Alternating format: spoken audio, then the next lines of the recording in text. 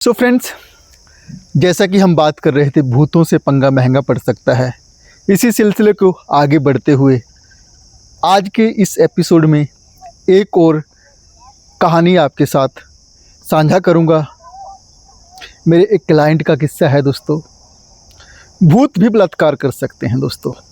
सुनने में बड़ा अचंभा लगता है, मुझे भी यकीन नहीं होता था जब तक मैंने इस केस स्टडी को नहीं किया था।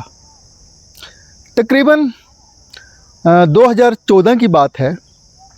मेरे पास एक क्लाइंट आता है, लड़की होती है और तकरीबन 10 साल से उसके सर में लगातार दर्द रहता था, दवाई से राहत नहीं मिलती थी। बहुत बार मेडिसिन लिया लेकिन उनको कोई राहत नहीं मिल रही थी।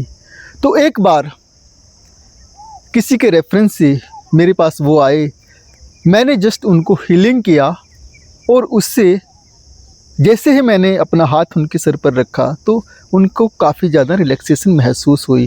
तो ऐसे में ही काफ़ी वक्त बीत गया, दोबारा मेरी भी कोई बात नहीं हुई। मैंने भी जस्ट नॉर्मली उस समय पर जब उनसे मुलाकात हुई थी तो जस्ट एक औपचारिक तौर पर हीलिंग किया और उनको रिलीफ लगा और वो चले गए। दोबारा कोई बात नहीं हुई इस टॉपिक पे। तकरीबन 6-8 महीने के बाद जब उनको वो समस्या काफ़ी ज़्यादा बढ़ रही थी, पेन जब मेडिसिन से ठीक नहीं हो रहा था, दोबारा से फिर वो मेरे कांटेक्ट में आते हैं। और यहाँ पर अब हम एक पेड सेशन के दौरान मैं उनका काउंसलिंग शुरू करता हूँ। इस बार दोस्तों मैंने कोई हीलिंग से उनका ट्रीटमेंट नहीं किया था। यहाँ पर मैंने साइंस के माध्यम से हिप्नोटाइज करके उनको ये ट्रीटमेंट दिया और आगे हम जिक्र करते हैं कैसे कैसे क्या क्या उनकी लाइफ में हुआ पूरे इंसिडेंट को। अगर दोस्तों अभी तक आपने मेरे इस चैनल को सब्सक्राइब नहीं किया तो सब्सक्राइब कर लें, क्योंकि बहुत सारी वैल्यूएबल वीडियो यहाँ पर अवेलेबल हैं।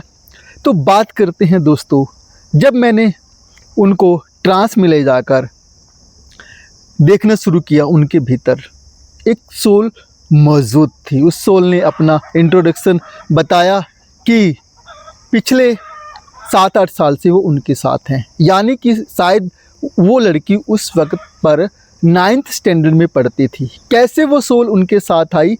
उनकी कोई फ्रेंड थी, उनकी दादी ने, वो जो फ्रेंड थी उस लड़की की, जो मेरे क्लाइंट थे, उसकी दादी ने कुछ लड्डू दिए थे और वो लड़की ने वो लड्डू मेरे क्लाइंट को दिए थे और वो लड्डू किसी तांत्रिक ने उनको दिए थे कि आप किसी और को दे दो, क्योंकि वो सोल जो पहले थी किसी और लड़की के साथ रहती थी।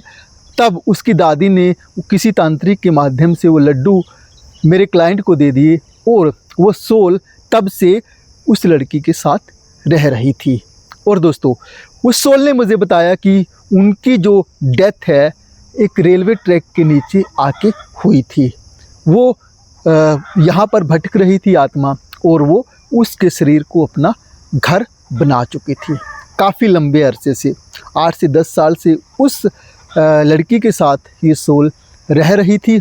और अब दोस्तों ये जो सोल थी इस कदर से उसके शरीर को नोच रही थी, क्योंकि एक तो जब भी दोस्तों इस तरह की सोल्स आपके शरीर के भीतर आ जाती हैं, किसी इंसान के भीतर आ जाती हैं, उनका जो वजन है वो काफ़ी बढ़ जाता है। आप देखेंगे कि मोटापा अगर एक्सेस में है, आपके सर में दर्द है या आपको ऐसा लगता है अंदर से कोई अंदर ही अंदर आपको नोच रहा है, तो ये कुछ सिम्पटम होते हैं जब कोई दूसरी सोल्स आपके शरीर में घर बना चुकी होती है। आपका काम करने का दिल नहीं लगता और आप अपनी प्रोफेशनल या पर्सनल लाइफ में भी कुछ अच्छा नहीं करते, क्योंकि आपकी जो आइडेंटिटी है पूरी तरह से सोल अपने पोजेशन में ले लेती है और वो आपको बिल्कुल डोरमेट कर देती है। ऐसा ही मेरे क्लाइंट के साथ भी हो रहा था।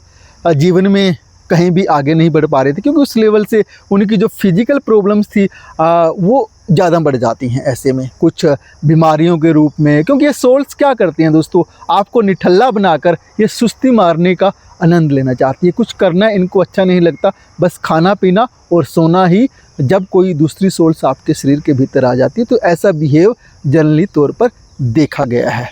तो ऐसे ही मेरे क्लाइंट के साथ भी ये सोल काफ़ी समय से रह रही थी और उनके शरीर को दोस्तों फिजिकल रिलेशन भी उनके साथ बनाती थी। ये यहाँ पर बार बार दोपहर में उनको उनकी प्रेजेंस बिल्कुल सामने दिखती थी।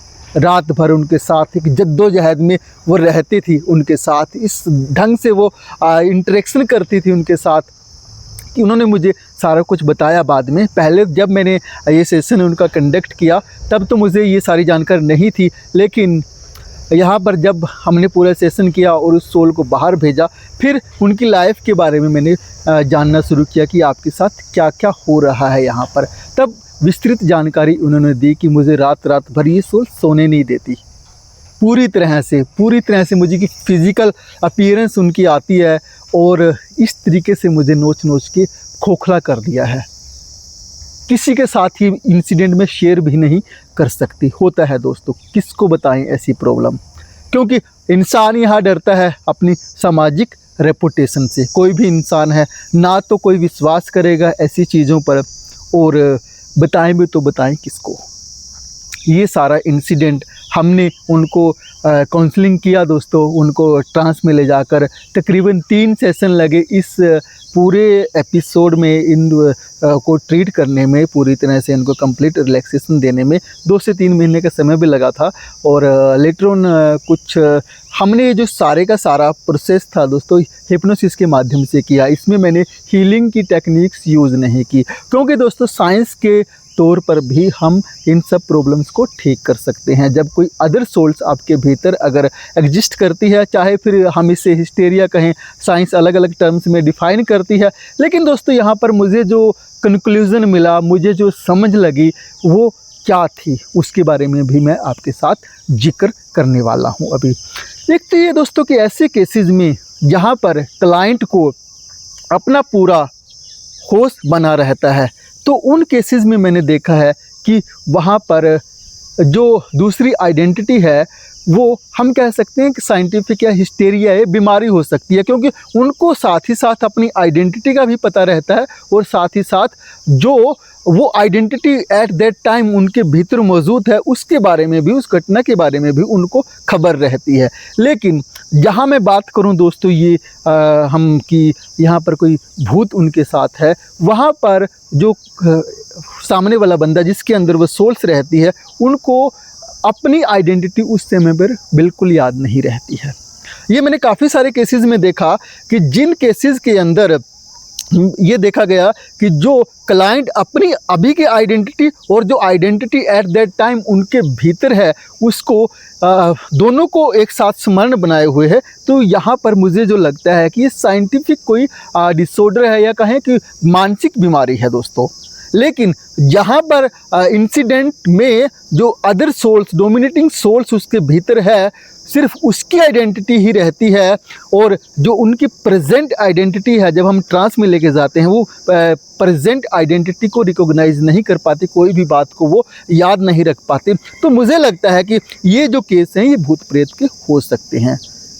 ठीक है दोस्तों, क्योंकि मेरा जो एटीट्यूड है वो क्लियरली साइंटिफिक है, क्योंकि मैं साइंस को भी उतनी ही वैल्यू देता हूँ जितना मैं पैरासाइकोलॉजी को देता हूँ, क्योंकि बहुत सारी बातें साइकोलॉजी की समझ में भी नहीं आती और बहुत सारी बातें जो हैं हमारे रिलीजन्स हैं, हमारी पैरासाइकोलॉजी है, उसके भी समझ में नहीं आती। लेकिन हम यहाँ पर किसी भी टॉपिक पे मंथन करते हैं कि हमारा जो पर्पज़ है दोस्तों कि कैसे हम ज़्यादा से ज़्यादा लोगों को ठीक कर पाएँ।